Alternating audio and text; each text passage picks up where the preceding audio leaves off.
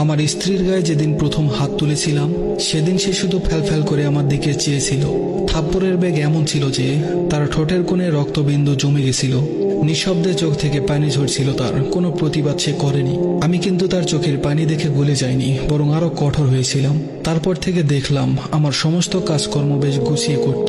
কোনো কাজে আর ঝামেলা ছিল না। তখন বুঝেছিলাম নারীজাতকে মাথায় নয়, পায়ের তলায় রাখতে হয়। বেশি আলগা দরদ দেখালে বিগড়ে যায় এরা, তাই তাকে কন্ট্রোল রাখার জন্য পান থেকে চুন খসলেই মারতাম।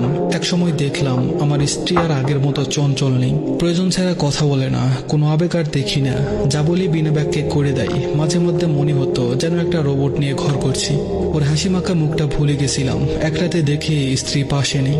আমি মনে করেছিলাম হয়তো ওয়াশরুমে গেছে, কিন্তু অনেক সময় পার হওয়ার পরেও আসছে না দেখে নিজে উঠে গিয়ে দেখি সে ওয়াশরুমে নেই। বাইরে বারান্দায় জায়নামাজ বিছিয়ে নামাজ পড়ছে। তখন বাজে 3:25। হয়তো তাহাজ্জুদের নামাজ পড়ছে। খানিকক্ষণ আড়াল থেকে দেখলাম মোনাজাতের সময় সেজদা হয়ে ফুপিয়ে ফুপিয়ে কান্নার আওয়াজ শুনতে পেলাম।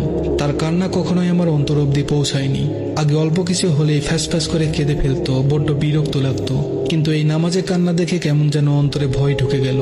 এই কান্না আমাকে হিম করে দিল। পাজরে যেন কেউ আঘাত করছে তেমন কষ্ট হচ্ছিল। আমি আর দাঁড়াতে পারলাম না, চলে আসলাম ঘরে। শুধু মাথার ভিতর কাজ করছিল আল্লাহর কাছে সে কি এমন চাইছিল, যেমন ফুপিয়ে ফুপিয়ে কাঁদছে সে। পরের দিন সন্ধ্যায় দেখলাম আমার স্ত্রী বারান্দায় বসে আকাশের দিকে তাকিয়ে আছে। আমি চুপচাপ তার পাশে গিয়ে বসলাম। আমাকে বসা দেখে সে উঠে চলে যেতে নিল। আমি তাকে বলি, কোথায় যাচ্ছ? সে ভীতু চোখে বলল, এই সময় তো চা খাও, আমি এখন